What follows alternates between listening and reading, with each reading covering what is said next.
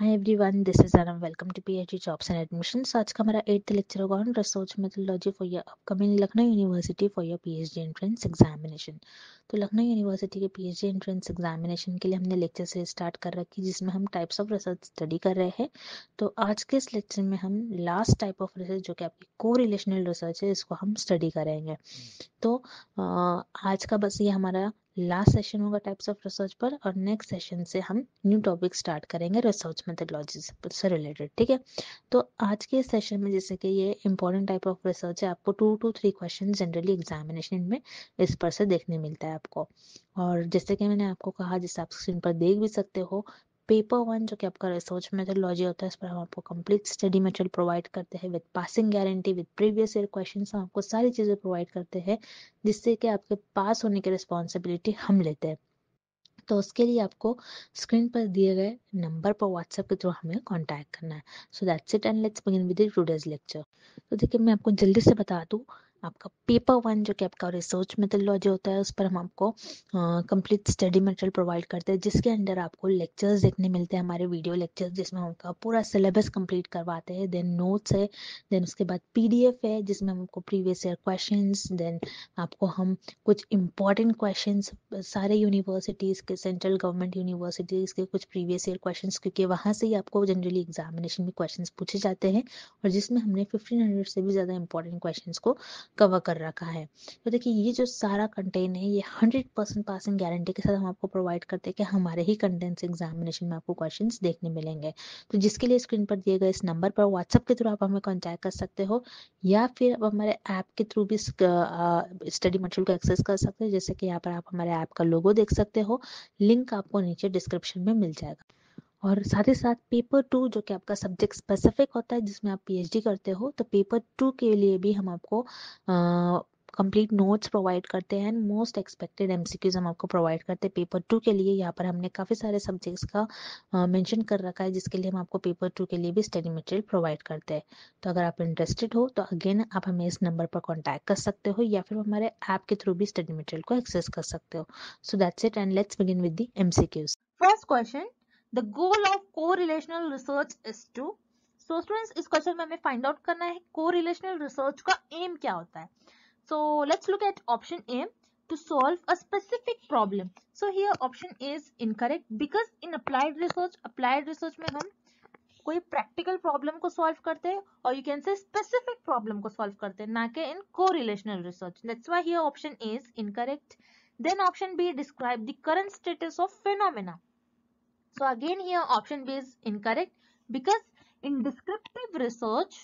descriptive research में हम कोई भी phenomena और topic के current status को describe करते हैं, ना कि in correlational research. That's why here option B is incorrect. Then we have option C, to assess relationships between the variables. So here yes, option C is correct because correlational research का aim होता है कि कोई variables के बीच का relation find out करे।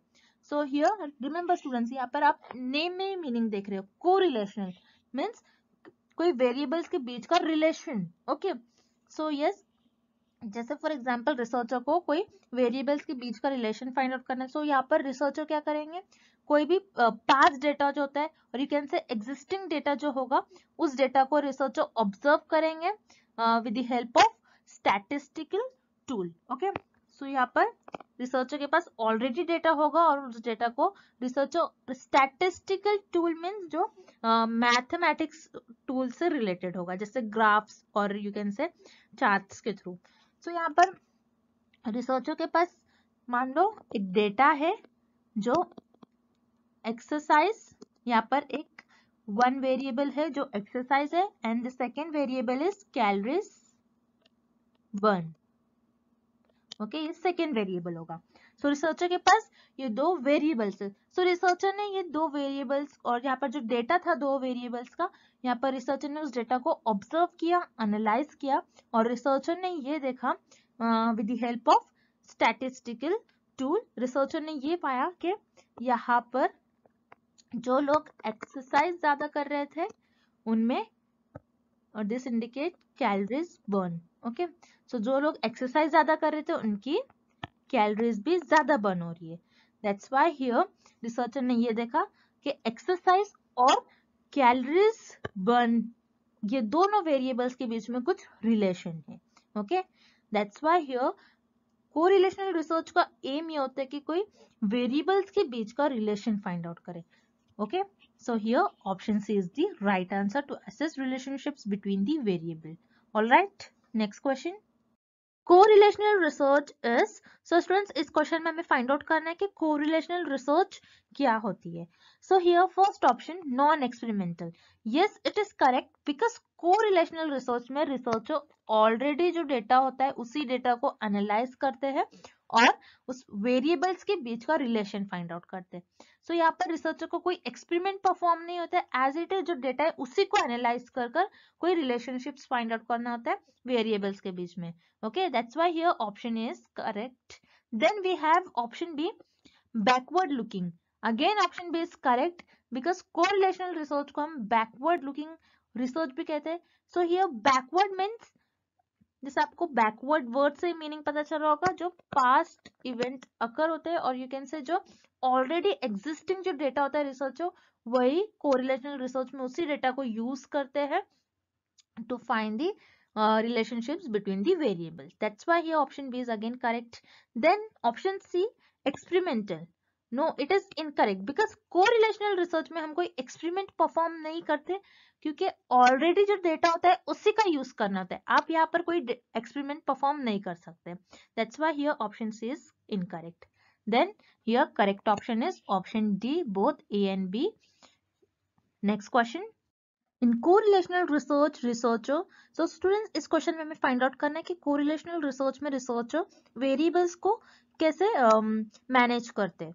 सो here option A is influence the variable, option B manipulates the variables, C changes the variables. So remember students here influence, manipulates and change means तीनों words का meaning same ही होगा. कि correlational research में researcher variables को क्या manipulate करते हैं या फिर चेंज करते हैं. ओके, सो रिमेंबर स्टूडेंट्स कोरिलेशनल रिसर्च में रिसर्चर वेरिएबल्स को ना ही मैनिपुलेट करते हैं, ना ही इन्फ्लुएंस करते और ना ही वेरिएबल्स को चेंज करते. बिकॉज इन एक्सपेरिमेंटल रिसर्च में रिसर्चर इंडिपेंडेंट वेरिएबल को चेंज करते हैं और यू कैन से इंडिपेंडेंट वेरिएबल को इन्फ्लुएंस करते और मैनिपुलेट करते. बट कोरिलेशनल रिसर्च में रिसर्चर वेरिएबल्स को नहीं चेंज करते नहीं मैनिपुलेट करते. ओके, बिकॉज कोरिलेशनल रिसर्च में रिसर्चर को जो भी एग्जिस्टिंग डेटा होता है वही डेटा का यूज करना होता है. That's why here correlational research में रिसर्चर कोई भी वेरिएबल्स को मैनिपुलेट और चेंज नहीं करते. That's why here correct option is option D, none of the above. Next question. Data from a correlational study is usually shown as a, so students इस question में हमें find out करना है कि correlational research में researcher अपने data और result को किस ग्राफिक फॉर्म में शो करते हैं. So here we have option A scatter plot, then option B pie chart, then option C bar graph. Okay, so students here pie chart में हम डेटा को सर्कुलर फॉर्म में represent करते हैं. This is pie chart. Then we have bar graph. So bar graph में data को कुछ ये बार में हम डेटा को रिप्रेजेंट करते हैं. That's why it is known as bar graph. And scatter plot, this is the diagram of scatter plot. Okay, so yes students correlational research में रिसर्चर अपने डेटा और रिजल्ट को स्कैटर प्लॉट के form में represent करते हैं. Because scatter plot के help से researcher direction of relationships find out करते हैं between the variables. Okay, so जैसे कि आप देख रहे हो इस ग्राफ में जैसे ईयर इंक्रीज हो रहा है सो लोकल इंडेक्स भी इंक्रीज हो रहा है. दैट मीन्स हियर रिसर्चर ये फाइंड आउट करते हैं कि फर्स्ट वेरिएबल अगर इंक्रीज हो रहा है तो सेकेंड वेरिएबल क्या इंक्रीज हो रहा है या डिक्रीज हो रहा है. सो हियर पाई चार्ट और बार चार्ट में आप वेरिएबल्स के बीच का रिलेशन और डायरेक्शन नहीं फाइंड आउट कर सकते. That's why here pi and bar graph will not use in correlational research. Okay, so here correct option is option A, scatter plot. Next question. In correlational research, when two variables move in the same direction then it is. So students, इस question में हमें find out करना है कि correlational research में जब two variables same direction में move करेंगे सो उन्हें हम क्या कहते हैं. So here option A positive correlation. So positive correlation कैसा होता है, जैसे फॉर एग्जांपल स्मोकिंग, अगर कोई स्मोकिंग ज्यादा कर रहा है so and lung cancer. Okay, so उनका लंग भी ज्यादा अफेक्ट होगा. मीन्स जो पर्सन ज्यादा स्मोक कर रहा है तो उनमें ज्यादा चांसेस होगा कि उनको लंग कैंसर हो. तो आप देख रहे हो ये दोनों वेरिएबल सेम डायरेक्शन में मूव कर रहे हैं. That's why it is known as positive correlation. Then we have option be negative correlation. Negative correlation जैसे for example junk food and health. Okay, so अगर आप ज्यादा जंक फूड खाते हो तो आपकी हेल्थ क्या हो जाएगी, आपकी हेल्थ डिक्रीज हो जाएंगे, हेल्थ में कुछ ना कुछ आपके प्रॉब्लम होंगे. सो आप देख रहे हो यहाँ पर आपका फर्स्ट वेरिएबल अपवर्ड डायरेक्शन में है एंड सेकेंड डाउनवर्ड डायरेक्शन में. सो यहाँ पर दोनों वेरिएबल अपोजिट डायरेक्शन में मूव कर रहे हैं. That's why it is known as negative correlation. So here option B is incorrect. Then here option C zero correlation. Zero correlation means again we'll take example. जैसे for example अगर आप face wash कर रहे हो and अगर आप face wash करते हो अपना सो क्या आप आपकी क्लास में फर्स्ट आओगे. सो यहाँ पर फेस वॉश और क्लास में फर्स्ट आने से कुछ रिलेशन होगा क्या, नहीं, बिकॉज यहाँ पर फर्स्ट वेरिएबल का और सेकेंड वेरिएबल के बीच में कुछ रिलेशन ही नहीं है. That's why it is known as zero correlation. जहां पर दोनों भी वेरिएबल्स के बीच में कुछ रिलेशन नहीं होगा उसे हम कहते हैं zero correlation. That's why here option C is again incorrect. So yes, जब भी दो वेरिएबल सेम डायरेक्शन में मूव करते हैं सो उसे हम कहते हैं positive correlation. So here option is the right answer. Next, research shows that the older a person is, the larger their vocabulary. This is an example of. So students, इस question में हमें एक example given है और हमें find out करना है ये एग्जाम्पल किस कोरिलेशन की एग्जाम्पल होंगे.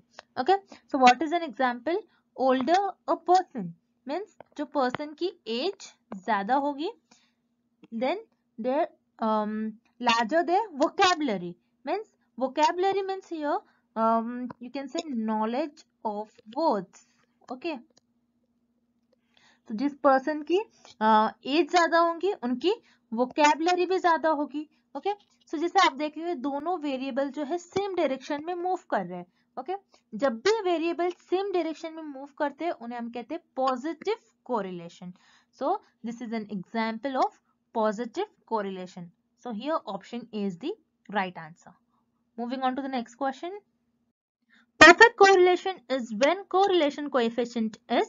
So students, इस क्वेश्चन में हमें फाइंड आउट करना है correlation coefficient की वैल्यू क्या होगी जब हम उसे perfect correlation कहेंगे.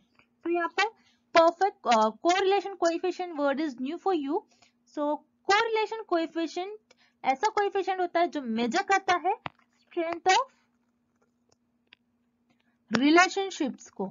okay, strength of relationships between the variables means variables कितने strongly relate कर रहे हैं. so इस coefficient की value -1 से +1 के बीच में lie करती है. so here -1 means a perfect negative correlation and +1 means perfect positive correlation where 0 means there is no relation between the variables. so yes, perfect correlation हम कब कहते हैं, जब कोरिलेशन कोएफिशिएंट -1 से +1 के बीच में लाई करो. Okay, so here option A is +1 means perfect positive correlation. So let's say example, जैसे कोई पार्टी को वोट ज्यादा मिले हैं सो उस पार्टी को विनर होना ही है और वो पार्टी विनर होगी. मींस अगर यहाँ पर एक वेरिएबल बढ़ रहा है तो सेकेंड वेरिएबल को बढ़ना ही है. That is known as perfect positive correlation. Then we have option B -1. So -1 means perfect negative correlation. जैसे फॉर एग्जाम्पल एक ट्रेन है और उस ट्रेन को A से B स्टेशन मूव करना है. So अगर ट्रेन अपनी स्पीड इंक्रीज करेंगी so उस ट्रेन को स्टेशन बी पर जाने के लिए टाइम कम लगेगा। तो आप देख रहे हो यहाँ पर कम लगना ही है इस ट्रेन को स्टेशन बी पर मूव करने के लिए। तो यहाँ पर आप देख रहे हो एक वेरिएबल अगर इंक्रीज हो रहा है तो सेकेंड वेरिएबल को डिक्रीज होना ही है। That is known as perfect negative correlation. So here option B is again correct. Then option C, 0. 0 means there is no relation between the variables. Okay. So here correct option is option D, both A and B. Next question. Which of the following statement is true about correlational research? So students, इस question में हमें find out करना है कि कौन सा option correct है about correlational research. Okay. So here option A can demonstrate causation. So students, here causation means cause and effect. Okay. So remember students, correlational research cause and effect relationships describe नहीं करता है between the variables. Correlational research बस relation बताता है between the variables. Okay. जैसे for example, researcher ने कोई city में ये देखा कि समर में आइसक्रीम की सेल्स ज्यादा हो रही थी और उसी मंथ में क्राइम रेट भी ज्यादा हो रहा था।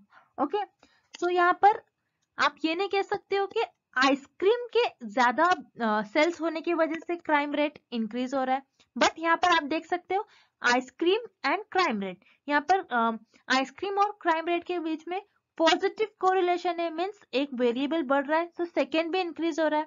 सो यहाँ पर कॉज एंड इफेक्ट रिलेशनशिप नहीं हो रहा है, क्या आइसक्रीम की वजह से क्राइम रेट इंक्रीज हो रहा है, नहीं, हम यहाँ पर कोरिलेशनल रिसर्च में cause and effect relationship find out नहीं करते। So that is why correlation does not imply causality or causation. Okay, correlational research जरूरी नहीं है कि cause and effect relationship show करे. That's why here option A is incorrect. Then we have option B is used to define the problem. So again option B is incorrect because हम किसी भी problem को define करते, understand करते in exploratory research, not in correlational research. That's why here again option B is incorrect. Then we have option C, the researcher does not manipulate the variables. Yes, it is correct about correlational research because correlational research में researcher past events, जो past data होता है और जो already existing data होता है और जो already data होता है उसी data को use करते हैं to show or to find the relationships between the variables. Okay, that's why here option C is the right answer. Next question. In an experiment, the researcher manipulates the dash variable and measure the dash variable.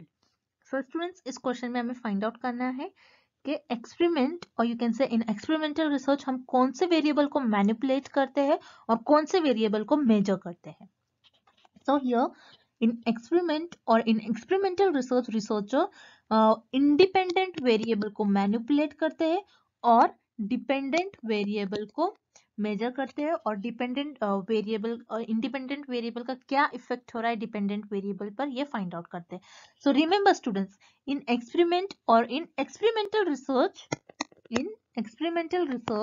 researcher independent variable को manipulate करते हैं और you can say change करते हैं. Whereas in correlational research में researcher किसी भी variable को manipulate और you can say change नहीं करते. This is the major difference between experimental research or correlational research. So yes, in experiment or in experimental research, researcher independent variable को manipulate करते हैं और dependent variable को measure करते हैं. That's why here option A is the right answer. Moving on to the next question. In correlational problem, both variables are. So students, इस question में हमें find out करना है correlation research में जो दोनों भी variables होते हैं वो कैसे होते हैं. So let's see option A, equal. No, it is incorrect because correlational research में variables equal हो ये जरूरी नहीं है. It is not necessary. That's why here option A is incorrect. Then option B, unknown. Again here option B is incorrect because correlational research में already हमारे पास data present होता है.